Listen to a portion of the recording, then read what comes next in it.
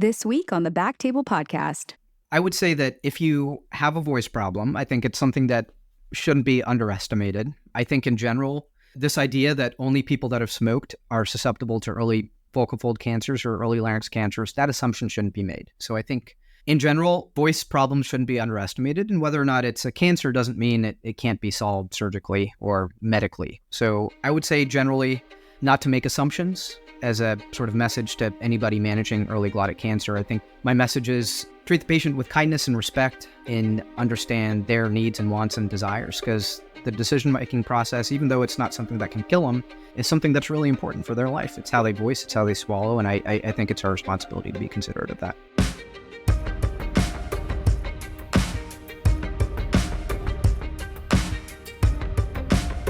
Hello, everyone, and welcome to the Backtable ENT podcast, where we discuss all things ENT. We bring you the best and brightest in our field with the hope that you can take something from our show to your practice.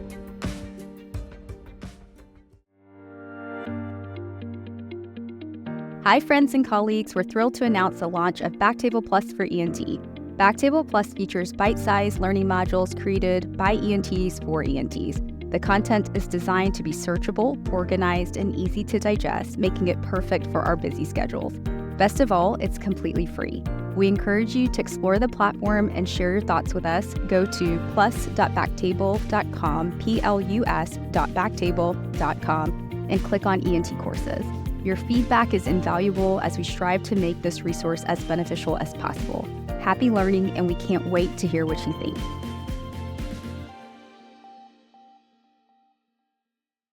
Hey everybody, welcome back to the Backtable ENT podcast. My name is Gopi Shah, I'm a pediatric ENT, and I am here with my lovely co-host and partner in crime, Dr. Ashley Agan, general ENT. How are you today, Ash? Woohoo! I'm good, Gopi. I'm great. Always great when I'm across the mic from you. I know, it's going to be excited for this episode. All right, so today we have Dr. Bharat Panuganti. He is a laryngologist practicing at Washington University in St. Louis, Missouri. Bharat is here to talk to us today about early glottic cancer care. Welcome to the show, Bharat. How are you? Yeah, thank you so much for having me. I'm doing great. So before we get started, tell us a little bit about yourself and your practice. Yeah, I guess I can go way back. I'm originally from California. I was born and raised and jumped around the country, went to St. Louis for undergrad med school, and then did my residency at the University of California in San Diego. Did fellowship with Stephen Zeitels at the Massachusetts General Hospital. I practiced for 2 years at the University of Alabama in Birmingham and recently moved to WashU in St. Louis. As a laryngologist, I do full spectrum laryngeal surgery to be sure, but my main shtick, so to speak, is early laryngeal cancers and diagnosis, treatment, management thereof. It's probably about 50% of my practice. And so how are patients finding you? Like by the time they've seen you, do they have their diagnosis, or what does that look like? Yeah, it's usually a spectrum. You know, some people, as expected with early laryngeal cancer, primarily early vocal fold cancers, one of the primary presenting symptoms is a dysphonia. So some people come to my clinic with the primary complaint of dysphonia as a referral from a primary care physician. I'd say that a large percentage of people that end up in a subspecialty practice in general, and certainly in mine, are referrals from ENTs. And in those situations, generally speaking, they'll have gone to the operating room for a biopsy. And just to go back, how do you define early glottic cancer? Is that just in situ or T1s? Yeah, no, that's a good question. So early glottic cancer, typically what that stipulates is stage 1 or stage 2 or T1 and T2 disease. That characterization is important. In general, early glottic cancers, if you look at the lymphatic supply or lymphatic drainage of the vocal folds, it's quite sparse, especially relative to the subglottis and supraglottis. So some of the basic features of an early glottic cancer is it stipulates single modality treatment. So that's either radiotherapy or surgery. By virtue of what I just said, given that lymphatic drainage is sparse at the glottis, the necks generally aren't treated. So that is what defines an early glottic cancer. Mobility is at least partially preserved, which means that the underlying muscle of the vocal fold is at least partially preserved. And you can get by with just using one treatment modality. Okay. And so when these patients are presenting, the main symptom is going to be dysphonia, like you mentioned. Anything else that usually tips you off, like that's more worrisome, like pain or trouble swallowing or anything else, or just some, horses? Yeah, generally for an early glottic cancer, dysphonia is the primary symptom. At the point where you start getting pain, what that generally implies is that there's deeper penetration of the tumor. So that's a little bit more concerning. If someone's coming in and they have throat pain, it doesn't mean that it's more advanced than early glottic cancer, but certainly suggestive of the possibility. Difficulty breathing, again, with an early glottic cancer, just by virtue of how early you're catching it, isn't usually something that you see. Other things like coughing up blood, sometimes you see that. Tumors in general, and certainly tumors that originate from the vocal folds, are typically quite hypervascular, so it's something that can occur. And this is typically squamous cell carcinoma? Almost universally, and there are variants of squamous cell carcinoma that you see, papillary type squamous cell carcinoma, but, for the sake of this discussion, I think for the sake of simplicity, it's almost universally a squamous cell carcinoma. In terms of risk factors, I usually think of smokers. What other risk factors come into play, and what demographics, or like who are the patients that you see that come in early with the early glottic cancer? Yeah, it's a really good question. I think head and neck cancer in general, and obviously as ENTs, we're intimately familiar with the evolution in oropharynx cancer, the emergence, HPV being a primary etiology. I think there's been some evolution in early glottic cancer as well. This is unpublished data, but it's data that we submitted at the Academy conference just last year. I, with my fellowship mentor, Stephen Zeitels, we looked at all early glottic cancer patients that were either treated or diagnosed at the MGH Voice Center in Boston between 2002 and 2022. And something like 27% of patients that came through the MGH Voice Center were non-smokers or never smokers. And that is a very staunch departure from what we traditionally understand as the primary risk factor for laryngeal cancers, which is smoking. But overall, if you look at the population of people that develop voice box cancers, it's smoking. I mean, that's the major risk factor. If you look at some of the trends in laryngeal cancers in general, smoking incidence has gone down. By virtue of that, the incidence of larynx cancer has gone down. And if you look at, I think, the last decade or so, the annual incidence has gone down on average by 3.5%. And so you said almost 30% are non-smokers. Would you say 27? 27, yeah. 27. In that population, were there any trends or any risks that you could see? Were those people vaping or doing some other sort of tobacco, or were they older, or anything, from that group? Because that's a pretty big chunk. Oh, yeah. And I should say that's probably not representative of the rest of the country. Boston, I would say, just demographically and based on the population of people, generally speaking, that ended up at the MGH Voice Center, there's probably an overrepresentation of non-smokers relative to the rest of the population. That being said, amongst the rest of the sort of factors that we looked at, there was nothing really outside of smoking. There's nothing we're meant to look for explicitly. The only sort of differentiating feature was that the average age among those non-smokers was a bit younger by about 4 years. But again, that's statistically speaking, it's significant, but objectively, it was a difference between 60 versus 64 years of age. Okay. So take that for what. Interesting. In terms of your exam, can you take us through sort of start to finish? Like, are you, as soon as they walk into the office, listening to voice quality or is it all in the scope? Yeah, no, that's a really good question. Obviously you hear the dysphonia, and that's something that suggests at least that a vocal fold pathology might exist. The diagnosis of a vocal fold cancer requires that you see, obviously, and get a biopsy. So typically for a clinic encounter, someone comes in, if they hadn't been diagnosed before, we look at the larynx. Generally speaking, if I'm suspicious for a larynx cancer, what I'll like to do is use a flexible camera as opposed to a rigid scope through the mouth, both of which are totally viable options, generally speaking, for laryngeal examinations. The reason I like flexible examinations is you can really advance the scope, not just to the level of the vocal folds, but beyond it. It is important to understand the potential geographic footprint of a tumor, because it does advise you, at least tentatively, about what the treatment options might entail. If there's a tumor that extends far into the subglottis, obviously that should change your preoperative thinking about whether or not this person might be a surgical candidate. So we take a look with the scope, get a feel for how extensive the tumor is. And then there are a couple really important things that we look at. The first of which is the vocal fold moving? And like I mentioned before, whether or not the vocal fold moves is important for us to determine the clinical stage. So if the vocal fold doesn't move at all, that is not an early laryngeal cancer. That automatically upstages to a stage 3, a T3. If there is some mobility at least, that is at least a T2. But that also goes into our consideration of what would surgery entail for this person. So If there's limited movement to the vocal fold, that suggests that in order to clear the disease, you're going to have to resect a portion of the muscle. And when we think about functional outcomes after surgery, and I'm sure we'll get into this a little bit later, but if we have to remove a big portion of the muscle, then that conveys directly to whether or not a person can get the vocal folds closed, which by virtue of that, how good a person's voice is and swallow is going to be after the surgery. The other thing that we look at is the good side of the larynx.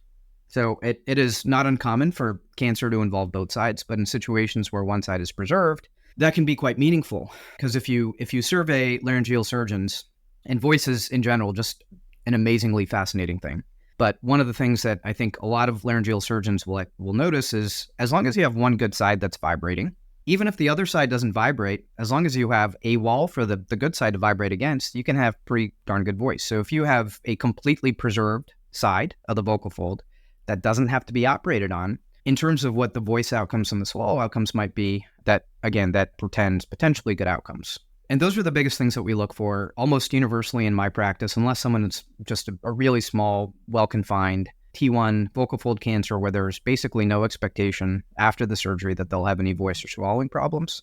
They're all getting in-office swallow exams with a speech-language pathologist, so a functional endoscopic evaluation of their swallow. One, to make sure that their swallowing is intact preoperatively, but also to give us an idea of what they're able to do from a laryngeal perspective to overcome potentially, at least in the short term, some issues with vocal fold competency.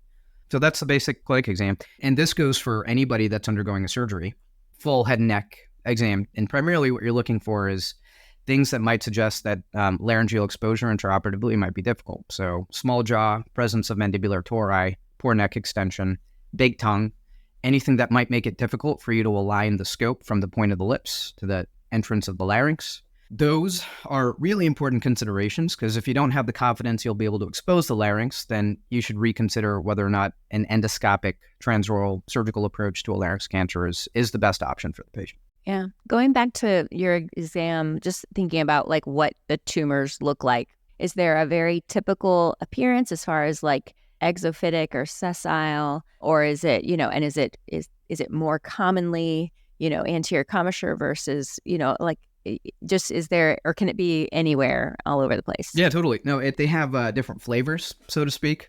Sometimes you're lucky and it's a nice exophytic tumor that's confined to one vocal fold. Those are the nice ones, especially if the vocal fold is mobile, right? Because what it implies is that the pattern of growth is outwards. And those are really easy to cut out while preserving the underlying vocal fold architecture. Sometimes it's all over the place, and there's more sessile disease that extends from the front to the back on both sides. Sometimes it's endophytic, and the pattern of growth is into the vocal fold. And in those situations, it's easy to underestimate what the functional outcome might be postoperatively. So I guess the basic lesson is to never assume what a cancer will look like based on a clinic exam, and it's critically important that you get good intraoperative exam and certainly radiographic imaging as well. Is a strobe ever helpful to you? Like, is there a reason? Does that provide more information, or does it change your management ever? Stroboscopy is really important, and it kind of goes to what we were talking about before. So you don't need a strobe to assess for basic vocal fold mobility. What a strobe gives you is what is the pliability of the vocal fold that's ipsilateral to the tumor. So say, for example, you have a tumor sitting on the vocal fold, you ask the patient to phonate, and you see vibration of the mucosa adjacent to the tumor. What that implies is even if you remove the tumor, there's enough pliable mucosa adjacent to it that perhaps the voice outcomes will be good enough. So that is very important. So if you see no vibration of the vocal fold, what that implies is that the postoperative functional outcome may not be as good as it could be if the former scenario wasn't present. And then what about using, is it blue light or narrowband, like when you're doing your flexible scope to look at like hypervascularity, or am I saying this right? Totally. Is that helpful? Yeah, so narrowband imaging, I don't typically use it in the clinic setting, mostly because if I'm taking someone to the operating room, they're getting the whole spectrum of intraoperative imaging anyways. I think one of the most difficult things about treating early vocal fold cancers is understanding the footprint. There's a lot that you can tell from the clinic exam, but there's a lot that you can't. And you're restricted by the resolution of the camera from the clinic. So when you go to the operating room, you get someone exposed. I use the universal modular glottoscope system. I'm a little biased because I trained with the person that invented it. In my humble opinion, a really, really great scope and in my practice, mission critical for full exposure of the inside of the voice box. get the vocal folds exposed, 8.7x surgical microscopic magnification to look at the surface of the vocal folds, you still sometimes can't tell what the footprint of the tumor is. So that's where a couple additional imaging modalities that are a big part of my ongoing research, I think, come in. So you mentioned narrowband imaging. Narrowband imaging, basically what it does is it leverages two maximum wavelengths bands that highlights the microvasculature. So there are a couple different diagnostic schema that surgeons can use to classify lesions based on the microvascular pattern. So narrowband imaging gives you a better sense of what is otherwise grossly visible. So the microvasculature. So engaging narrowband imaging, sometimes you can see, I see stippling here, which suggests that maybe there's perpendicular neoangiogenesis that's causing a vocal fold lesion or allowing a vocal fold lesion to grow on the surface. So narrowband imaging does potentially give you a better sense of the footprint of the tumor. However, narrowband imaging, all it really does is allow you to see better what is otherwise grossly visible, right? Which is these vessels that are either in the epithelium or below the epithelium. If you really want to get into seeing what you can't see to truly understand what the footprint of a tumor might be, you got to get microscopic. And 8.7x surgical microscopy isn't microscopic. If you want to be able to see cells and the subcellular morphology, you've got to go even deeper than that. So two of the things that I've been using are a couple different intraoperative optical imaging modalities. So one is called confocal laser endomicroscopy. It's a really neat tool that gives you 1000x magnification. So the system that I use is something called the Cellvizio system. It's based on differential fluorescein uptake. So a patient gets fluorescein injected in the operating room intravenously. You put the probe on the surface of the tissue and you see individual cells. The probe has a field of view of 240 micrometers. So what I do in the operating room before I even start doing the resection is I will map the entire surface of the inside of the larynx. And that includes for early glottic cancer, both of the vestibular folds, the false folds, and both of the true vocal folds.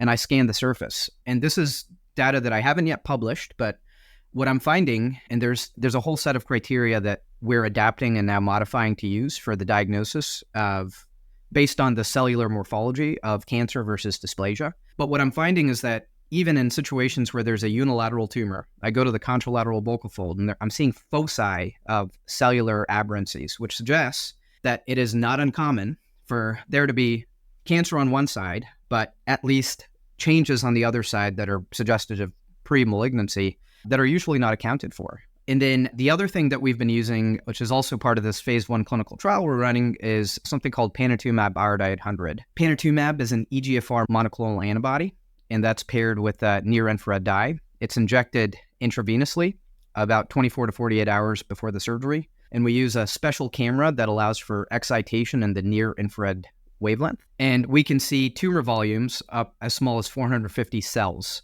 So this is a different thing that we can use not just for surface mapping, but for the identification of disease deep to the surface. Between the two things, my hope is that we would have created a sort of paradigm from an imaging perspective where we can see both deep and surface disease in a way that we haven't been able to before. So the fluorescein, when you inject the fluorescein for the confocal laser, is that like through the IV or is it like topical on the tumor or? Yeah, so it's intravenous and then obviously vascular. So within about 7 seconds, I'll see the fluorescein light up in the larynx. It's pretty remarkable.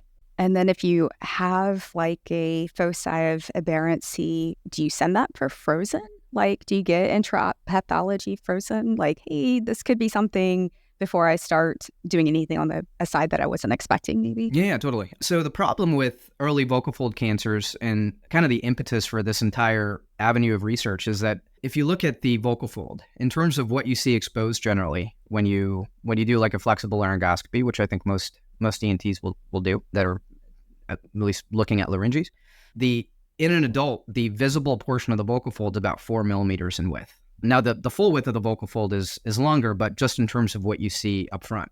The superficial lamina propria, which is the critical layer of the vocal fold that's responsible for vibration, is between 50 to 150 micrometers. So if what you're trying to do is maximize postoperative voice function, you can't take big honking biopsies. And by the time you take a biopsy, you send it off for a frozen section, and they go through the process of preparing the frozen section for analysis. the cautery artifact that's introduced makes it really difficult to accurately diagnose based on small volume frozen section biopsies.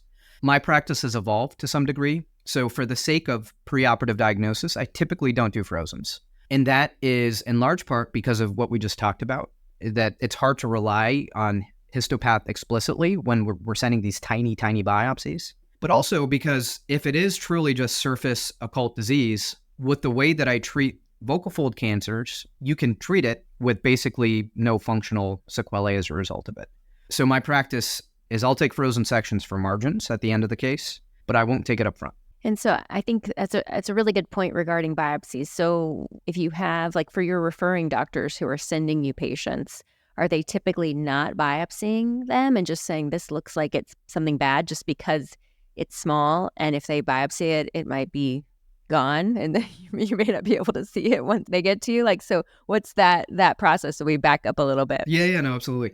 That's a really good point. I think that to get a diagnosis before referring someone, absolutely, totally appropriate, right? I do think that there's some risk with exactly what you just said, that if it is a small lesion and you don't take a deliberate biopsy where you're respecting the microlayered underlying architecture of the vocal fold, that there's some risk, one, that the biopsy cures the cancer, at least clinically, right? Where it becomes really difficult for the person that's getting referred the patient to understand exactly what they're meant to clear. But two, the other problem is the biopsy itself could destroy the voice, right? So I think in a situation where there's any apprehension about what a biopsy would do, in my practice especially, I don't stage the biopsy and the treatment. It's all one stage anyhow. So in my hands, I'll do the biopsy and treat everything up front. So there's really no risk to holding off on the biopsy, simply saying that a lesion is concerning enough that you think it might be cancer and just shuffling off the referral, if the intention, of course, is not to treat it eventually. So Bharat, just so I'm clear, so you have a patient that comes to clinic, you're not immediately biopsying then.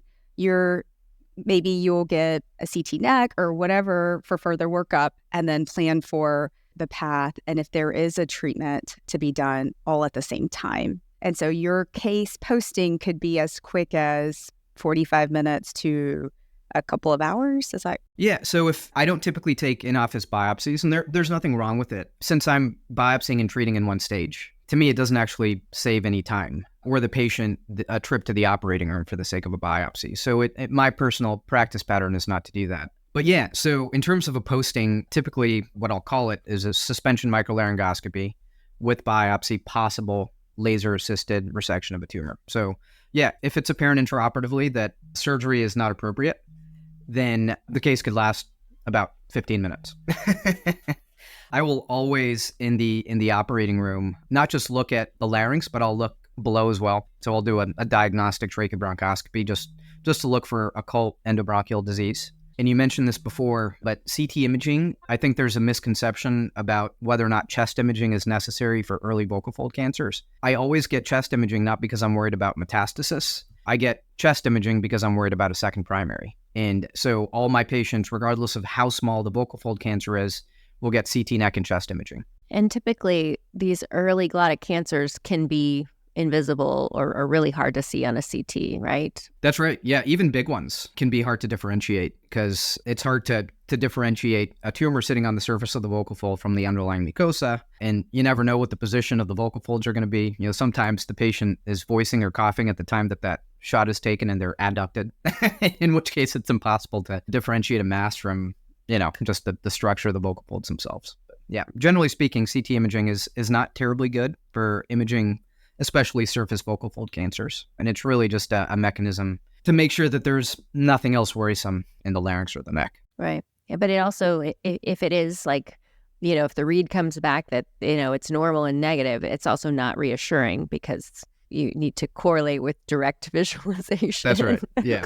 Yeah, exactly. The standard line. Yeah, exactly. So when you're taking a look in the office, it sounds like if it's obvious, maybe it's obvious, but what's on your differential? What other things are you thinking about and what else should we be considering? If someone just has a lot of, I just call it schmutz, right? Smoker, maybe a history of larynx cancer before, previously radiated, someone that is on a steroid inhaler, fungal infection, right? That's a big thing. And sometimes really bad fungal infections can masquerade as what appears to be a tumor in the clinic. So If there's any doubt, I will put someone on an antifungal medication, an oral diflucan typically, just to see if there's interval resolution. Now, those two things aren't mutually exclusive either. So you can have a fungal infection and a cancer. So something to consider. If there's any doubt in my mind about whether or not there's a fungal infection, I'll treat them presumptively and either say, why don't we just meet in the operating room for me to take a look after, or just come to the clinic so we can get an interval exam. Sometimes something looks bad, but it's not cancer and it's dysplasia. There are different vocal fold lesions that, again, besides cancer, that can masquerade as a mass lesion. You can have dysplasia, you can have parakeratosis, you can have hyperkeratosis. And those, obviously, what they stipulate is that there is an invasion beyond the basement membrane.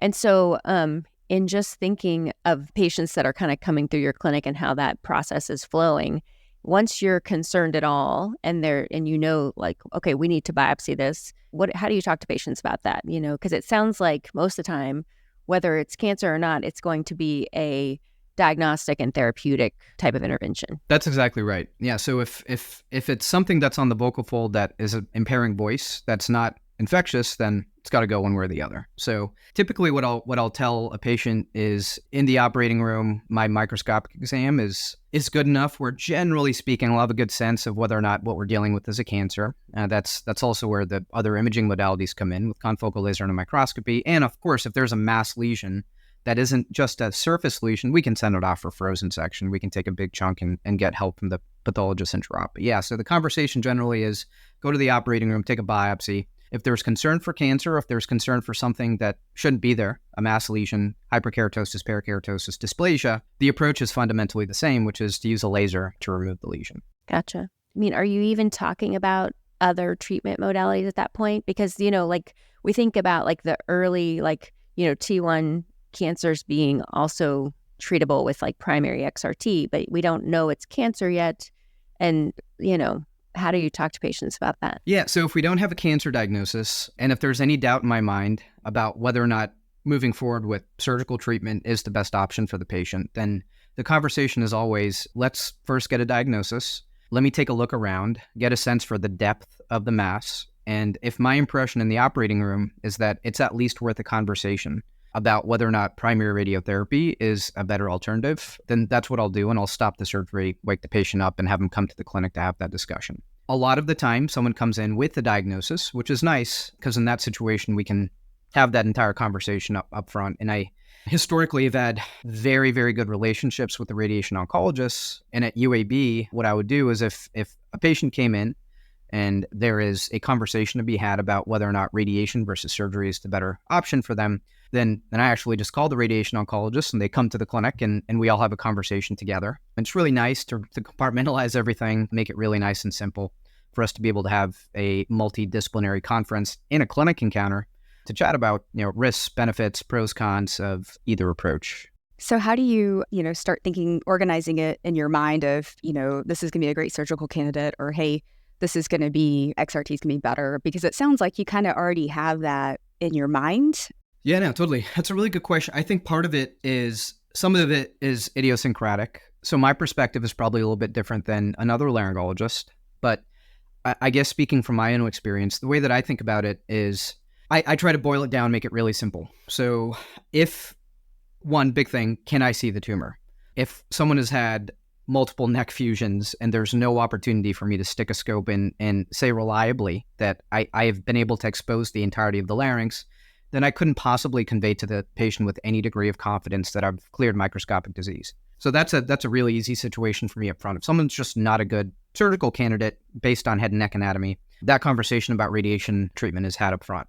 Beyond that, really the simple question is, do you think you can clear disease? And it sounds like a stupid thing to say, but to really simplify it that way, I think makes the decision-making process a little bit easier. So the considerations there are, is this a really sessile tumor, not a big tumor, but a sessile tumor, a carpet of tumor that extends between or among different parts of the larynx? So a stage 2 cancer can simply mean that the vocal fold can be mobile, but if there's cancer on the epiglottis, the vestibular fold, the glottis, and the subglottis, that's a really hard thing to clear surgically. It's just a larger footprint, and the bigger it is, the harder it is to make certain that you've cleared margins. So those are typically situations where I will have a conversation up front about radiation therapy. If a tumor is really big and there's clearly impaired vocal fold mobility, again, that's another situation which I will have a conversation about radiotherapy. Now, none of these are absolutes, right? There are situations where big tumor, vocal fold doesn't move that much, but it's just because the tumor is big, and by the time you remove it,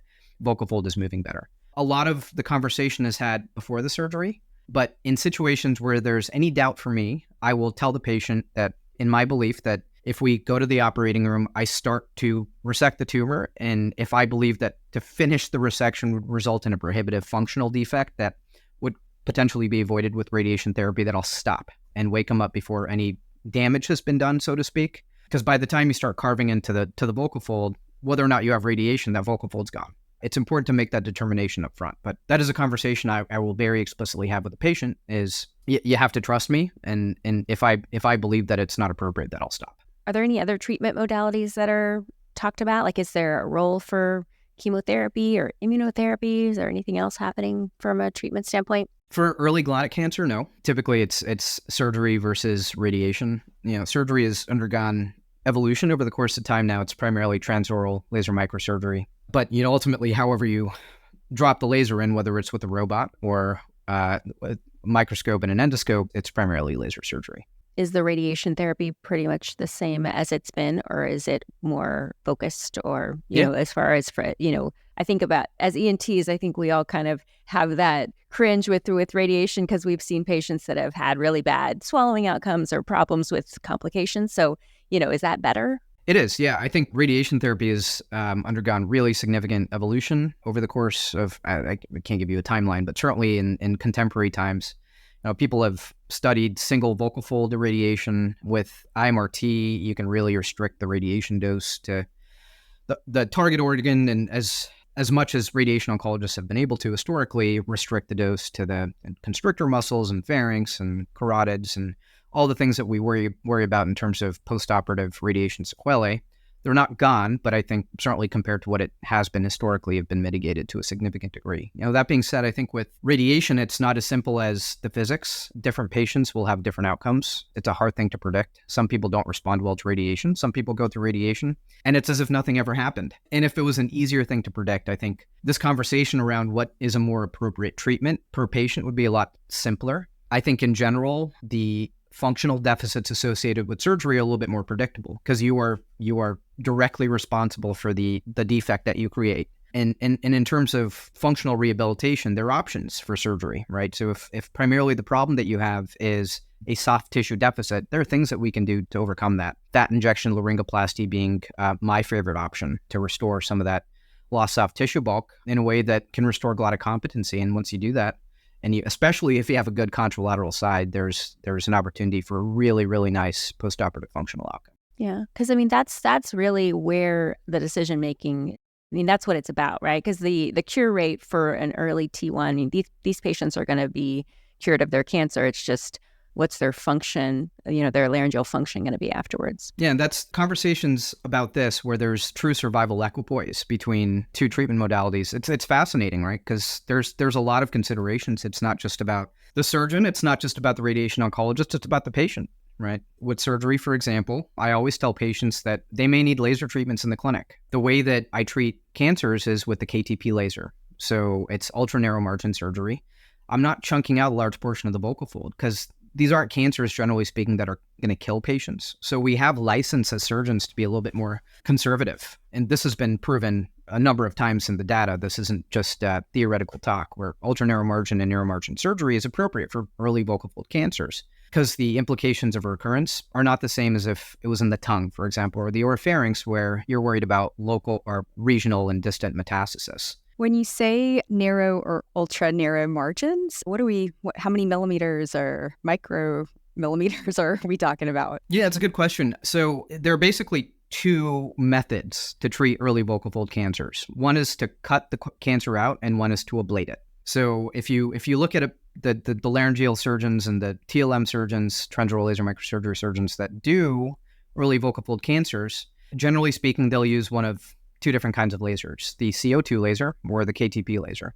The CO2 laser is a non-selective laser, so a cutting laser. So basically what it does is chromophore is water. So you use it to cut tumors out.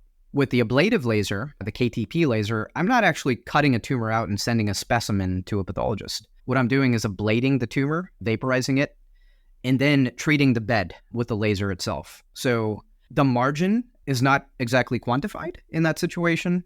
A lot of it is based on what the tissue looks like at its base. So it's hard for me to say exactly what an adequate margin is. And I don't think that there's an answer for that because it's a really hard thing to characterize. By the time you take the cancer out, with the tissue artifact, and in a lot of circumstances, even with the CO2 laser, you do what are called piecemeal resections. So you're cutting portions of the tumor out so that you can see the vocal fold a little bit better before you perform the rest of the resection. So by the time the specimen comes out, there isn't the kind of specimen orientation with those discrete quantifiable margins that you'll see in other parts of the head and neck. So that's what makes this challenging. If you look at some of the data, early vocal fold cancer resections with TLM have a 20% positive margin rate. That is asinine. And I think that if you were to propose that or present that data to any other cancer surgeon, they'd say that's absolutely ridiculous.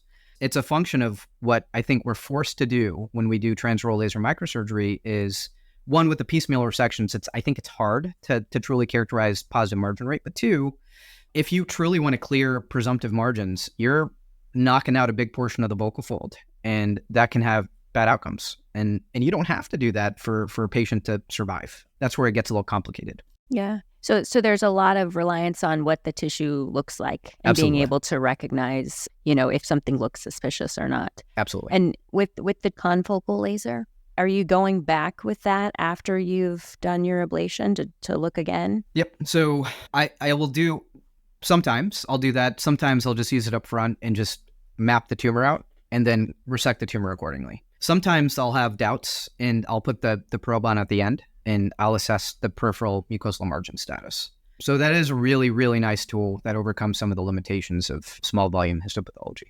Does that probe have a way to kind of mark the tissue as you're using it? That's a really good question. It's something that I'm actively working on. There isn't. So a lot of it is based on extrapolation. So I have everything recorded. And so I'll go back in the recording and see precisely where the probe is relative to where I meant to take biopsies or carve out the tumor from. So it would be nice if there was something projected in real time.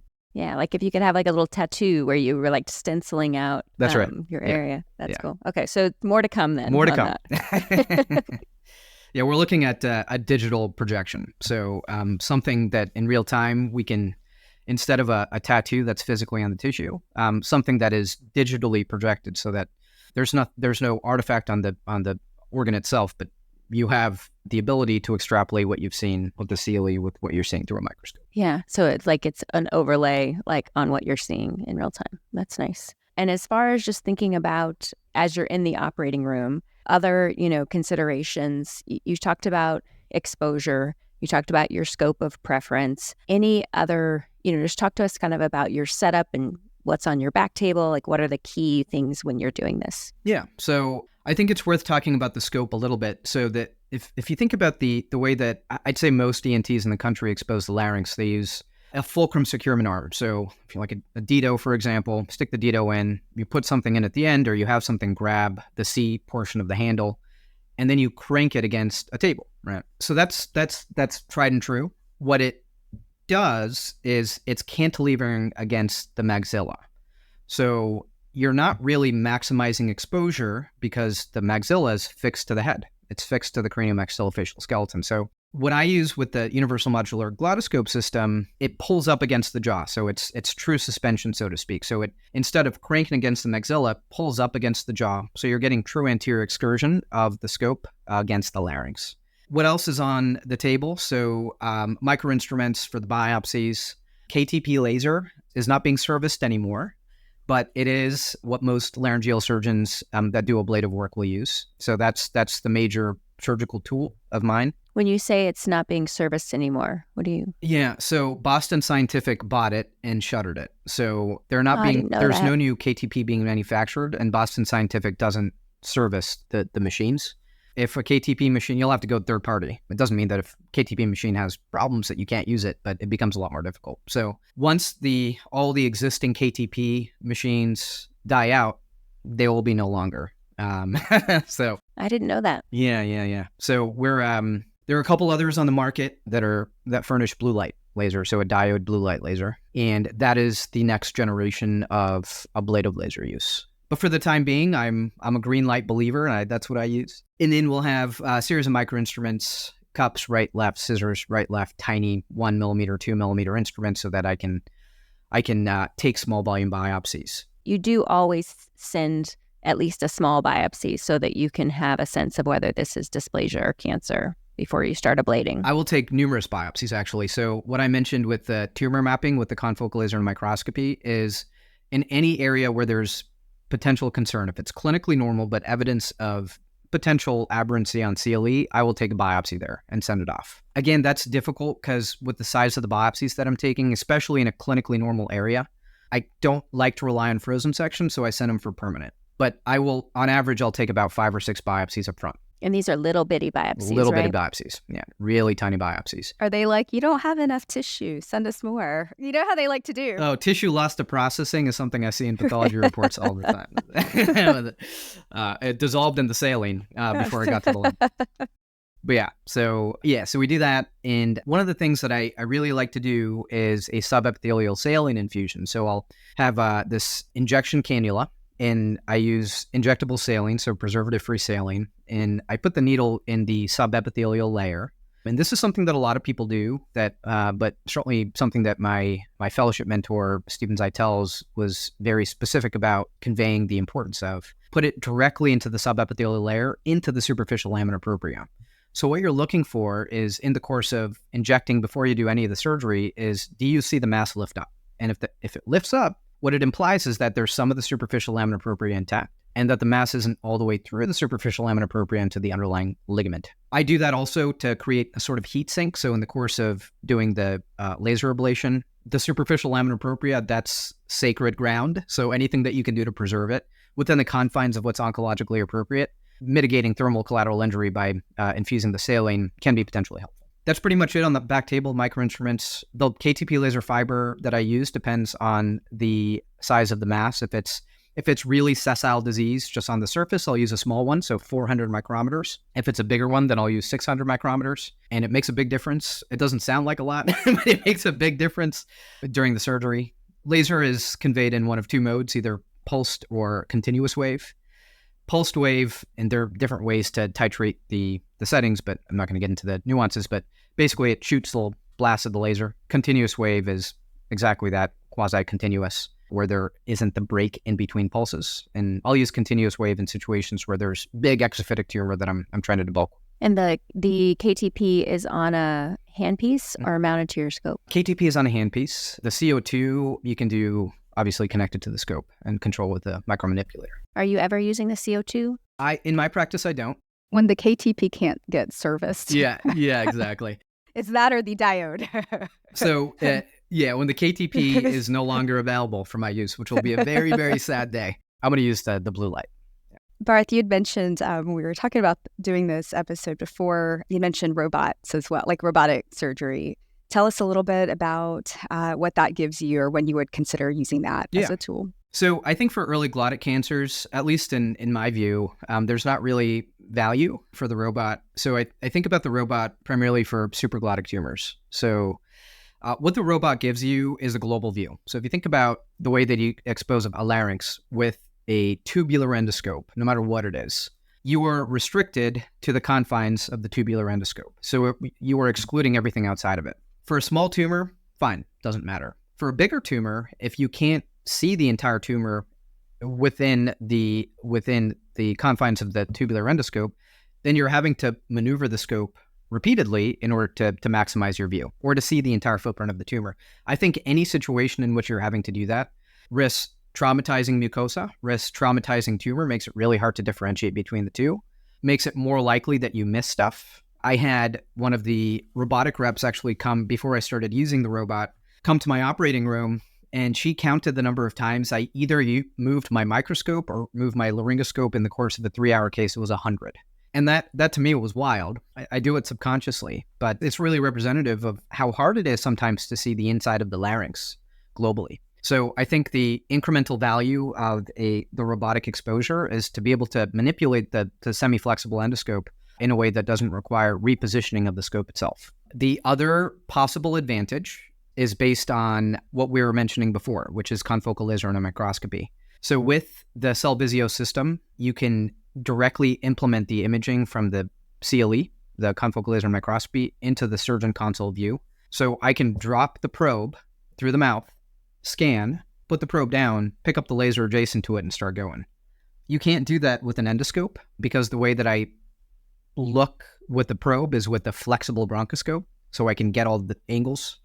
I can't control it with a rigid scope. So I have to put the bronchoscope in, take the microscope out, look, put the microscope back in, and hope that I'm ablating the right area, right? With the robot, because everything is integrated, it becomes a lot easier for you to sort of integrate the information that you're getting with CLE in the course of doing the resection. Those are two of the major advantages. I think in terms of early laryngeal cancers, the benefit really at this point is restricted to supraglottic cancers, mostly because you get a better view. Hopefully in due time with the miniaturization of some of the instruments and the scopes, it'll be easier for us to use robotic instrumentation for vocal fold work. And you talked about with KTP, you're kind of, ablating, vaporizing the tumor. PPE for you, do you wear like an N95 mask because of that? Yeah, it's a good question. I do for papilloma, so HPV disease, but for anything else, I just wear a regular mask. And do you have is there a suction kind of up to your scope that's kind of evacuating those tumor vapors, I guess? Yeah, there's a suction connected to the scope, and I'll have a suction adjacent to my laser too, so double power. You had mentioned before about the infrared wavelength technology to help you measure depth. Do you use that sort of at the end of the case to check to get deep enough? Like, when does that technology come into play, or is that something that's new and upcoming? That is only being done right now within the confines of a phase 1 clinical trial that we have ongoing. That is done basically throughout the case. So I've only actually done it 4 times now. But the purpose of it is not necessarily to measure the depth, but to understand if there's tumor left on the deep surface. So that's being deployed. So all that is a special camera that can excite in the near infrared wavelength. And you can put that in basically whenever during the course of the resection to see if there's disease left. So yeah, it's a nice tool because it doesn't require that I change anything. You can actually ablate with the rigid endoscope to boot. So it's a really nice handy tool. There are some problems with visualization at the level of the vocal folds that are probably beyond the scope of this conversation, but something that we're hoping to release to the wild soon. And so, as you're concluding the case, you've ablated the tumor, you're inspecting visually, and you feel like, okay, this looks like we've got ultra narrow margins have been achieved, we're done. And as far as like post-op considerations, what do you talk to your patients about, like what to expect? I assume they're not needing a tracheostomy because, again, we're talking about, we're talking about early T1 small tumors. Yeah, you're right. So trachs, basically never. Really the biggest considerations post-op. The larynx usually doesn't hurt. What hurts is floor of the mouth on the right side. I always go on the right side. So scope is situated between the mandible and the side of the tongue. Not uncommon to have micro tears at the sort of the glossotonsillar junction. Some people will have numbness, just a neuropraxia from the scope being situated next to where the lingual nerve goes to the tongue. Some people will have taste change for a couple months. It's almost universally temporary. But the biggest problem that people complain about is throat pain and just from the exposure. But that's the cost, unfortunately, of getting a better view.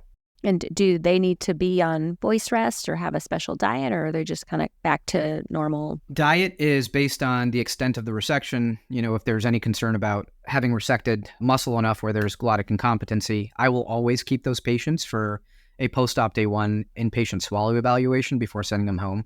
If it is truly a superficial resection, they go home same day. So swallow protocol depends on extent. In terms of voice rest, I've evolved a little bit over the course of time. I used to be very adamant about keeping people on voice rest. What I realized is, and this isn't based in data, frankly, but what I realized is that in situations where if it's a deepithelialization of the entire vocal fold, I haven't anecdotally noticed a big difference between someone being on voice rest for a few days, not being on voice rest at all. I think generally speaking, if someone's hoarse, they don't like to talk. So it doesn't really make a big deal in my mind. Again, that's not a universality, but I'm generally a little bit less of a stickler when it comes to voice rest after a vocal fold tumor resection. On the flip side, if someone has a nodule surgery or a phonomicrosurgical surgery, and I'm worried about a flap sitting to maximize voice outcome, I'm absolute. That is voice rest 100% of the time. And then in terms of like overall sort of survival, how do you counsel patients? How do you survey them? Sort of what is the follow-up? Survival, excellent. Large population data, T2s, 80, 85, 90%, depending upon the study. T1s, a lot higher, 90 to 95%. So I generally tell people that obviously this is curable. I think a big part of making sure that early glottic cancer, even if it recurs, stays early glottic cancer is surveillance. It's a big part, and that's universal, of course, across the head and neck. So I just follow the standard NCCN guidelines. So the first year, every 2 months, second year, every 2 to 4, third year, every 4 to 6, then 6 to 8, then every month or every year after 5 years. Are you just doing flex scopes or do you strobe or what's your routine? That's really just a function. I think if there is a subtle lesion, if you notice a perturbation and vibration, it's something that can give you a hint that something exists. The other thing that I'll do is in situations where some people are just prone to redeveloping keratosis, and we don't know if it's cancer or dysplasia or anything truly concerning because we're not taking biopsies, but that's the value of seeing them in clinic with the flexible scope is if we see something, history of early glottic cancer, just throw a laser in and ablate it presumptively. And it's a 5-minute procedure, get them numb, no general anesthesia, and they go home about 10 minutes later. And it's a really nice way for us to be able to manage disease, again, in a way that doesn't require that we whack a big part of the vocal fold and maintain treatment in a way that doesn't require that they go to the operating room. Are there any features on pathology after the surgery that you have to that are red flags or that change your management at all? I don't know if there are any features on pathology itself that would change my management. I think that if a cancer is poorly differentiated, generally speaking, in my mind, that's a bad sign and suggests perhaps that a conservation endoscopic approach may not be in their best interest. For the most part,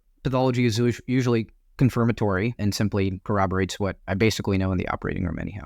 With the higher, with 20% positive margins, do you expect that as you're surveilling these patients, they're going to need that office ablation more commonly, compared to other types of cancers in the head and neck? If I get a positive margin, we're going back to the operating room 100% of the time. If I get a positive margin again, radiation. And that's just my protocol, because if I can't clear disease surgically after 2 bouts, that's an explicit sign that surgical management is not appropriate, in my mind at least. So if someone has a positive margin and we clear it the second time, I don't think that really affects whether or not they will need more in-office management. I think it's more than likely just a simple function of underappreciating disease that existed initially. Okay. And when you're counseling patients pre-op and talking to them about, okay, you're going to need to see me regularly, we're going to have to take a look, and you may need to get this other procedure, how often would they potentially need to have the office ablation? Or does it just depend? Is there an average or not really? I don't know that I have that information for you. I think most people don't. Some people do. So it's not a common thing. It's relatively common, but I think that the majority of people that undergo a TLM approach don't usually need something regularly in the office. Got it. It's not something that they need to expect to have to be done, That's but right. It's a possibility. Absolutely. In terms of equitable care, what are some of the challenges you've seen, right? We're talking about early glottic cancer care. So those patients were able to see you while it's early, realizing that, glottic cancer, hoarseness, so there are red flags that are maybe present quicker. But what do you see in terms of providing equitable care or challenges to gaining? I think in general, radiation is by far the most common treatment offered for early glottic cancer. I think part of that is just availability, right? The vast majority of the country geographically, there isn't someone that's doing TLM surgery. It just by virtue of what radiation is, it's simply more available. I think generally speaking, if in terms of equity, I think that the average person is much more likely to have radiation as an option versus TLM. And beyond the simple availability of laryngeal surgeons doing this kind of surgery across the country, I can't tell you exactly what the link between insurance coverage and access to care is, frankly. We did publish a study a few years ago looking at rates of surgery versus radiation for early glottic cancer care after Medicaid expansion with the PPACA. And we did find that among states that expanded access to Medicaid, there was a significant increase in the proportion of patient time versus time that were getting surgery versus radiation for early glottic cancer. How do we explain that exactly? It's tough for me to say, but I do believe that access to TLM is a problem, just like, access to surgery across the spectrum of head and neck cancer care is also potentially problematic. And do we know, as far as when we're comparing transoral laser surgery versus IMRT radiation therapy for an early glottic tumor, is one better than the other? Or is it just kind of talking about the logistics of, with radiation, you're going to be going every day for 6 weeks, and with surgery, you have to have general anesthesia and this thing. And it's about kind of choosing which pros and cons of each from an outcomes. Is one better than the other? Swallowing, voice quality? And it's a really good question. I think that's where this becomes interesting with survival equipoise, right? You start to consider other things, like what the patient wants. So I think it's easy to look at population level data and say that they're basically equivalent functional outcomes between radiation and surgery. I don't think it's appropriate to extrapolate for early glottic cancer population level functional outcomes to an individual patient. I think if you look at T2, stage 2 cancers, there is such a significant spectrum of what a T2 cancer might entail. So if someone has hypomobility because they have this massive tumor that's involving the thyroretinoid muscle, I think on average, those patients are probably better off getting radiation. But if a T2 tumor simply involves a portion of the vestibular fold and a portion of the subglottis that you can clear endoscopically, that's a patient that does better with surgery. If a patient gets radiation and they have some difficulty swallowing solid food stuff and it makes it uncomfortable for them to go out and have dinner, in a public setting with friends and family, you compare that to someone that doesn't have swallowing problems but is slightly dysphonic in a way that, they're rough. It's something that people notice. How do you compare one versus the other? They're fundamentally different sequelae of two different treatment options. And I think that's where it becomes really difficult for people without truly understanding the granularity of decision-making in this process to say that one modality is better than the other. And of course, how it's done makes a difference, right? Radiation oncologists are not all the same. Surgeons are not all the same. Patients aren't all the same. So I think that having all the information in hand so you can have a really educated and informed conversation with the patient about the possibilities so that they can make a decision on their own, that's really where I think early glottic cancer care becomes so interesting. Is it really is a sophisticated conversation. You can't just look at proportions and numbers. You really have to talk to someone and have a really truly intimate conversation. I think as ENTs, we have this unique opportunity to affect people functionally in a way that I frankly don't think other specialties can. We're helping people smell, helping people hear, helping people voice, interact with the world in a meaningful way. And early glottic cancer, I think, is really emblematic of that. Yeah, it's truly like a personalized care. That's right. Individualized, personalized care. Yeah. Amazing. Well, as we start to wrap it up, I feel like that was a beautiful ending message, but do you have any final pearls, Bharat, that you want to leave our listeners with? No, I think I would say that if you have a voice problem, I think it's something that shouldn't be underestimated. I think in general, this idea that only people that have smoked are susceptible to early vocal fold cancers or early larynx cancers, that assumption shouldn't be made. So I think in general, voice problems shouldn't be underestimated, and whether or not it's a cancer doesn't mean it can't be solved surgically or medically. So I would say generally not to make assumptions. And I think as a sort of message to anybody managing early glottic cancer, I think my message is treat the patient with kindness and respect and understand their needs and wants and desires, because the decision-making process, even though it's not something that can kill them, is something that's really important for their life. It's how they voice, it's how they swallow, and I think it's our responsibility to be considerate of that. Well put. And if listeners want to find you or connect with you, any place to send them? Yeah, I'm on Twitter, or X, I guess. Formerly Twitter. Formerly Twitter. I have email address. I'm at WashU, so I'm happy to chat, and even if it's just a question about what I would do in a situation, certainly happy to field questions and messages and comments. Awesome. Thank you. This was fun. Yeah, my pleasure. It was wonderful talking to you guys.